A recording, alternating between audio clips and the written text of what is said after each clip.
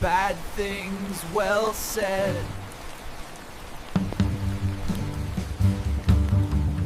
Good morning and welcome back to Bad Things Well Said Icelandic Newsroom. Hello. If you woke up this morning hoping for a soothing, objective look at the news, You've come to the wrong place. you have absolutely come to the wrong place. Yeah. We're here to process the week's evidence that the country's entire infrastructure is held together by sticky tape and delusion. I think it's less of a news review and more of a, a national therapy session. Yes. We're here to look at the sublime consistency with which our institutions manage to fail. We're not just reading headlines, we're diagnosing the illness. We are. We've gone through the sources, and the theme this week isn't really economic, it's moral growth in all the wrong sectors. Yeah. So let's preview the lessons for you, shall we? Because you really need to know what you're getting into. Okay, lesson 1. We've diversified the economy. Congratulations to us. We have. Iceland is no longer just about fish and clean energy. We are now a 5-star luxury destination for organized crime. And the new gig workers. Oh, the new gig workers are 9-year-olds recruited on gaming forums. And they're available for murder for hire. Lesson 2. Our geopolitical strategy is apparently being written by Wile E. Coyote. Right. We play tough by sanctioning one of our own companies in Akureyri. Just to impress Brussels. Exactly. And then moments later, we are shocked and disappointed when Brussels sanctions our entire silicon industry. That sound you hear is the door slamming shut. Lesson 3, and this one is just chilling. The state celebrated the week of the Icelandic tongue by paying an American AI company, a company that has freely admitted to stealing, to pirating millions of books. Including Pretty much every Icelandic author you've ever heard of. We are subsidizing our own cultural theft. It's unbelievable. And at home. Well, Parliament has confirmed that your neighbor's dog now has more legal rights in an apartment building. Then your allergic neighbor's right to breathe. Fido is now a protected class. Meanwhile, Reykjavik, the capital city, a city with an 18 billion kroner surplus. Can't keep the streetlights on downtown. It's a perfect and very dark metaphor. And finally, sport. Ah, yes. We won a huge football game. We did. Which is, of course, the perfect setup for the most glorious, soul-crushing failure against Ukraine this weekend. We only set ourselves up for victory to maximize the pain of defeat. It's the Icelandic way. So if you're looking for hope or objective reality, this is not the place. No, we warn you, don't subscribe. It might make you think. And thinking hurts when you live here. Let's get into it, starting with, the new growth market. Okay, let's start with the big one. The narrative we've told ourselves for generations. Iceland is safe, low crime. Comforting myth. A myth that our sources this week they completely dismantle it with cold, hard numbers. And the confirmation came from the very top. Right, and what's so striking isn't just the crime itself, but the speed, the sheer velocity of it. Explain that. A new report confirms that the number of Glæpahópar, that's organized crime groups operating here, has doubled. Doubled in the last decade. A 100% growth rate. I mean, this isn't some small statistical blip. This is a massive systemic failure of our policing, of our borders. We've finally achieved world-class status in something other than handball. And the reason we're so attractive to them, and this is the key insight, really, is precisely because we used to be so safe. We never built the defenses. That's it. Iceland has run on a high-trust model forever. Our borders are designed for tourists, not for, professional criminal syndicates. Exactly. Our financial systems, they were built to watch for big banking fraud, not for complex money laundering through crypto and shell companies. We're clean, we're quiet. And we're ripe for exploitation.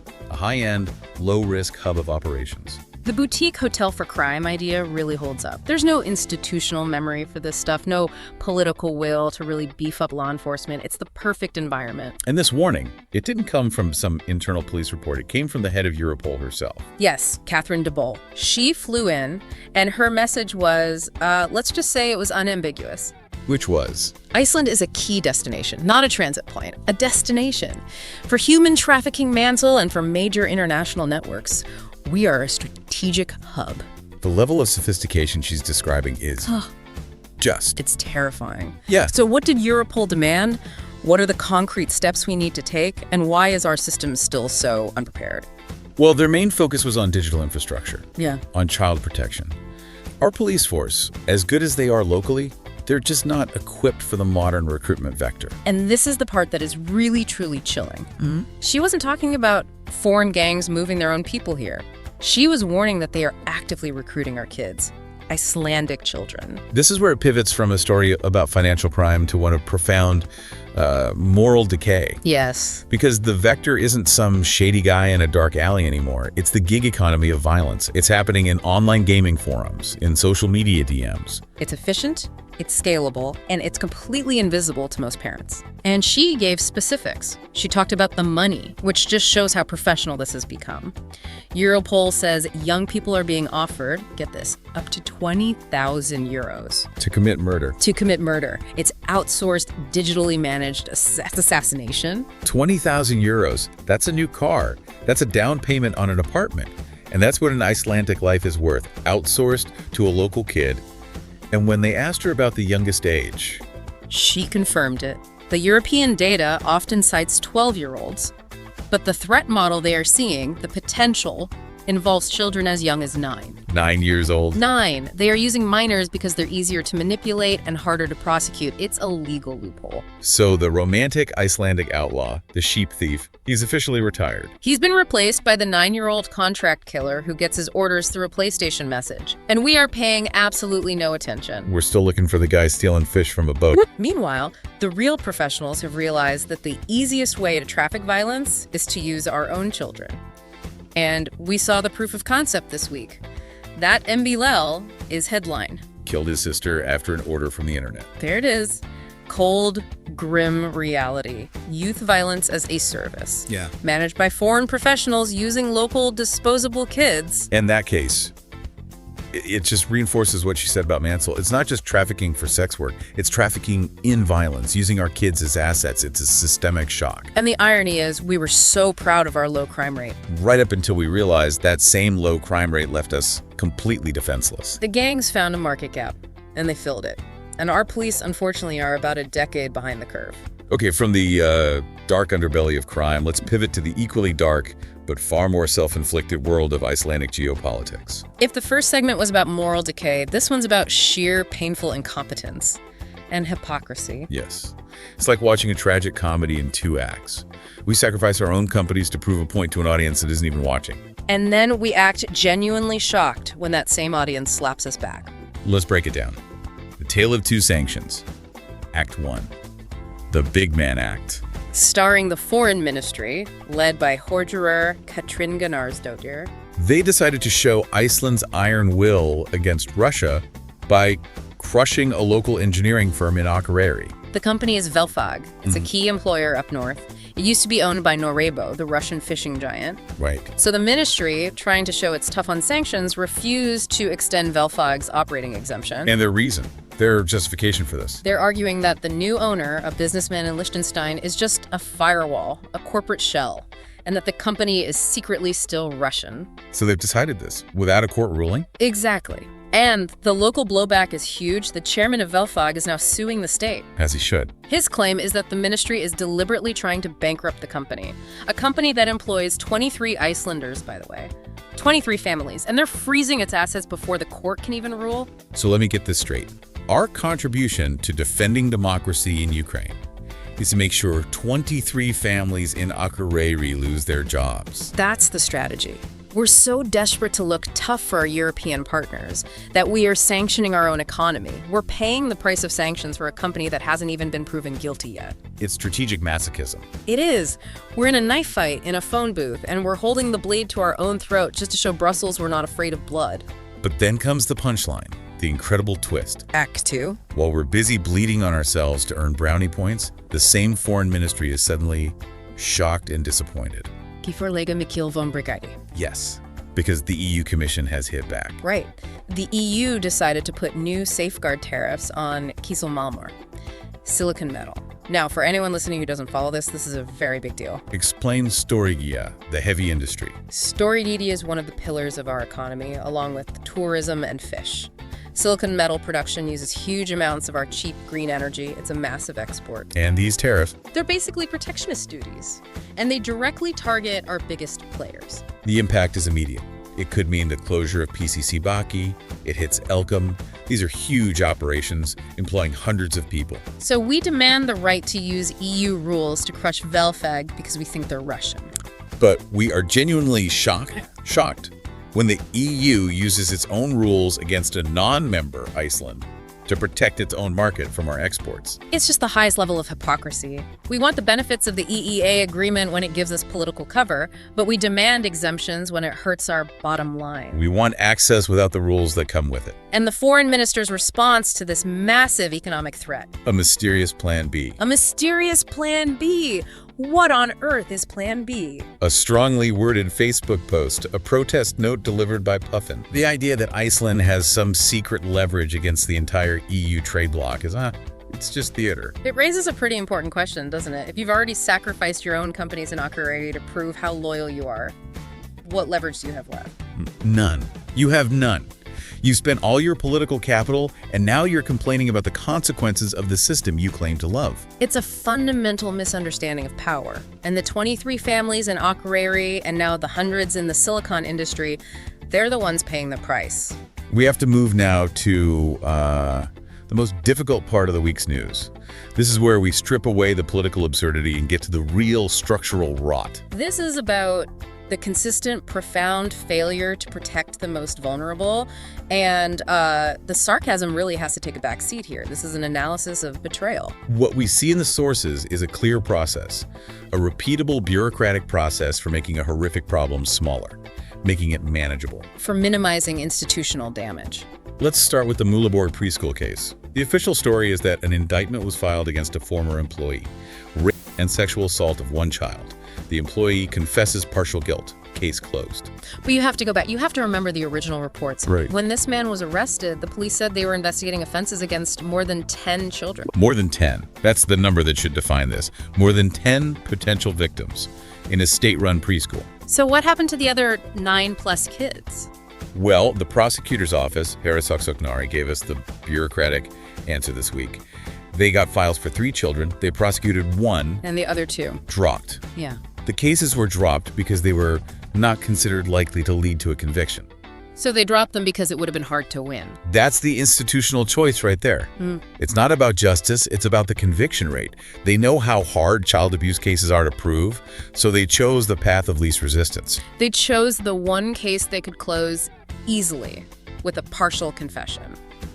But the truly appalling part is what happened to the other 7+ children, the ones that the police initially identified. He just stopped. The police, and therefore the prosecutor, stopped investigating them entirely. So the system's function was not to get justice for all the victims. Its function was to shrink the problem, to reduce a systemic crisis involving dozens of kids down to a single contained bad apple employee problem. It's procedural cleanup.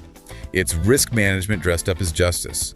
And this exact pattern, this prioritizing of the bureaucracy over the child, it's echoed perfectly in the Stuðlar case. Stuðlar, the state's treatment home for boys, the place we send our most vulnerable kids to be protected. And a staff member there is a suspect in a serious assault on a 14-year-old boy in his care. A horrific breach of trust. So what did the parent agency, the Barna og Fjölskyldustofa, the Child and Family Agency, what did they do? The employee is still working there. Still employed by the agency. They just moved him to a different department. This is institutional failure 101. When a scaffer is credibly accused of assaulting a child, the response isn't termination, it's a lateral transfer to protect his job. And not only is he still employed, but the incident itself was never reported. Not reported to the supervisory authority, as required by law. That's the difference between negligence and an active cover-up. The agency broke the law to shield itself and its employee from scrutiny. So you have to ask, if a serious assault happens in a state facility and the state agency in charge hides it and protects the suspect, yeah, what purpose does that agency actually serve? It serves itself. The pattern is crystal clear. At Múlaborg, they drop the hard cases. At Stuðlar, they hide the cases entirely. In both instances, the bureaucracy protects its staff and its reputation, long before it protects the children it's just paid billions to save. The system is perfectly optimized for self-preservation, and the children are just collateral damage. Okay, we needed to go there. Let's try to surface now, maybe not to lightheartedness, but to the slightly less traumatic but equally revealing absurdities of daily life. From bureaucratic protection of staff to parliamentary protection of pets, Welcome to the Reykjavik circus. First up, the pet wars, culminating in a glorious new law on fjólígnarhús, or multi-unit housing. Championed by Inga Sæland and hailed as a big step in the dog rights struggle. The dog rights struggle. I can't believe that's a real political phrase. So the change is basically that the veto power is flipped. It used to be you needed permission to get a dog. Now Fido is free by default. The Housing Association needs a 2/3 majority to ban a specific problematic pet. And during the debate in Parliament, an MP actually meowed in support. That tells you everything you need to know about the intellectual gravity of this legislation. A huge win for pet owners. But this win was immediately and brutally contrasted with the human cost. The story of Herman Arnar Osmar, a man with severe allergies forced to flee his own home because of a neighbor's dog. He said he was literally, and this is his quote, scratching himself to blood while trying to sleep. And the new law offers him absolutely zero protection. This sums up the modern progressive dilemma, doesn't it? Whose rights matter more? The right to own a non-essential animal in a shared building, or the right of your neighbor to, breathe without a severe allergic reaction. Parliament has made its choice. The animal's tenure is more important than the resident's respiratory system. Of course, political optics always win. Moving from animal rights to linguistic rights, or the lack thereof. Let's talk about Rapid. Rapid's linguistic colonialism. Right. Rapid is a major Icelandic fintech company, licensed by our own central bank, and they just announced a new policy. And it is profoundly offensive. Starting next month, if you're an Icelandic merchant and you want to dispute a chargeback, all your documents, all your contracts, your receipts, your proof, it has to be submitted in English. Or with a certified English translation. If you don't, your claim is invalid. You lose your money automatically. This is a company that benefits from our tax laws, our banking license, our infrastructure. And they are telling Icelandic businesses that our language, the language of the sagas, is not good enough for commerce. It's fine for poetry, but for serious business, you must speak the language of Silicon Valley. It creates this massive barrier for small local businesses. It's an extra cost, an extra hurdle imposed by an Icelandic company on its own people. And finally, the perfect metaphor for everything. The dark city. We're back in Reykjavik, where people are complaining that downtown is in great darkness. Í miklu myrkri. The streetlights are out. All over the place. And the excuse. The excuse is delays in the LED tarification. The LED tarification. We are so committed to the green transition that we can't provide basic light in the darkest month of the year. And you have to remember the context here. Reykjavik City has an 18.7 billion kroner surplus. They are drowning in money. They could buy a small country, but they cannot manage the most basic civic function of keeping the lights on in winter. It's not a maintenance failure, it's a failure of priorities. They're so focused on these grand progressive projects that they've forgotten how to change a light bulb. The wealth is there, the competence is just gone. It's a perfect dark metaphor.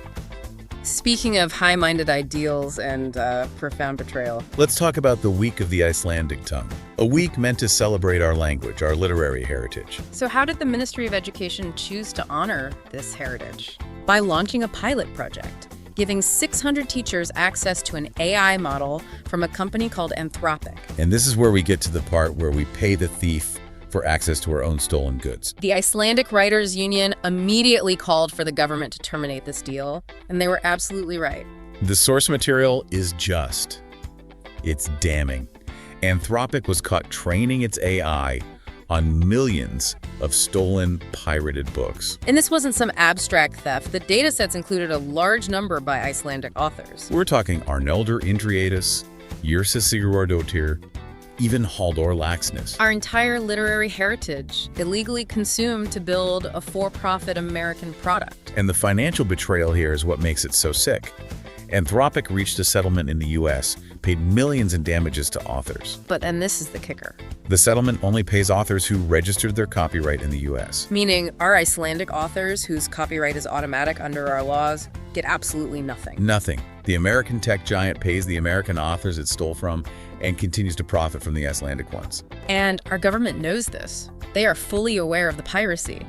And yet, the Ministry of Education is actively paying this company for a service built on the stolen property of its own citizens. The very citizens they were supposedly celebrating that week. It's not innovation. This is being a willing victim. Yeah. We are subsidizing the thief. The message it sends to every Icelandic creator is just. Yeah. It's brutal. Your work has no value unless it's protected by a Silicon Valley law firm because your own government will sell you out for a shiny new toy. And this willingness to abandon principles for posturing, it was perfectly mirrored in that little media integrity debate this week. Oh, the great media integrity debate that lasted, 48 hours? Right. So the big world story was the BBC executives resigning after deceptively editing a speech by Donald Trump, a huge global crisis for journalism. And the Icelandic connection. Snorri Mawson, the MP from the Centre Party, he stands up in the Allegingi and uses the BBC scandal to accuse RÚV, our national broadcaster, of the same political bias. Politiska slagsíðu. Yes, and he demands an independent external audit. For a moment, he's the champion of media ethics. For a moment. Then, 2 days later, the same Snorri Mawson is all over the news, outraged. He's attacking the newspaper vizier for, in his words, linking their child to racism. Because they used a photo of him holding his child at a party conference to illustrate a story about his own political rhetoric. It's a perfect self-eating snake. On Wednesday, he demands the highest ethical standards from the media. By Friday, he's the victim of the media for using a photo he posed for in a public political setting. The whole grand debate about media integrity just devolved into a tantrum over a baby picture. It just proves that the demand for accountability here lasts exactly as long as the person demanding it remains comfortable. Okay, let's wrap this up with some quick-fire national absurdities, moving from the existential threats to just, the daily annoyances. We have to start with the permanent national hostage situation. The air traffic controllers. The Flugum for our Strars. Their wage dispute is, predictably, still not resolved. Meetings over the weekend. We are always one bad meeting away from a total shutdown. A few dozen people in a tower in Keflavik hold the entire national GDP hostage. Every tourist, every export, it's the perfect single point of failure for our economy. And they know it, and they use that power very effectively. Moving from economic leverage to intellectual decline. The new book reading survey. Oh, this is bleak. In the nation of sagas, we are rapidly becoming the nation of scrolls. 19% of the population now says they never read books. That's up from about 14% a few years ago. And it's not like they're switching to audiobooks, because that's declining too. And who's leading the charge into this intellectual void? Men. 24% of men never read. A quarter of the male population. So it's the darkest month of the year, it's cold, it's wet, the perfect time to stay inside and read, and 1 in 5 of us just can't be bothered. We're no longer the nation of sagas, we're the nation of scrolling blankly in our dark, dog-friendly apartments. A few quick cultural notes. George R.R. Martin was here for Iceland Noir. After observing our country, he delivered this profound insight to the media. It's a little chilly here. Glad we flew him in for that level of analysis. And we must mention the ice hockey brawl in Eagles Hole, a massive fight. That included a player doing a Superman flight at an opponent. A Superman flug. Yes. And the disciplinary committee's ruling is the masterpiece here. They only banned 2 players. Why? Because the brawl was not in accordance with the rules of fighting. We have rules for how to brawl. The violence is okay, but the form of the violence was wrong. You can punch, but you cannot fly. It's absurd. And finally, the sporting setup for the weekend. The men's national football team got a crucial 2-0 win over Azerbaijan. It was a great professional win, which now sets up a final winner-take-all match against Ukraine. For a World Cup playoff spot. We control our own destiny. And you know what that means. It means we are perfectly positioned for maximum last-minute soul-crushing failure. It's the only way we know how to do it. We need the drama of the disappointment. And to top it all off, the weather is providing the ultimate cosmic insult. A 3-act tragedy. Act 1, the cruel joke. Today and Sunday, there's a massive KP5 geomagnetic storm. The northern lights should be spectacular. But the forecast for the capital region? 100% cloud cover. Rain and snow. You will not see it. A cosmic light show, completely hidden from us by our own miserable weather. Act 2, the Arctic window. Midweek, it drops to -14. Cold, clear skies. You might see a faint aurora, but you'll have to brave the bone-chilling cold. And then Act 3, the main event. A violent storm hits on Thursday. But it brings warm rain. Warm rain on a deeply frozen landscape. This creates svel, or glazura, A thick, transparent layer of pure, invisible ice on everything. So on Thursday, you will be pushed by hurricane-force winds while you are slipping and sliding on a perfect sheet of invisible ice. You can't stand up. You can't see the danger. It is the perfect metaphor for living here. Powerful forces working against you on a surface made treacherous by institutional incompetence. And that just about wraps it up.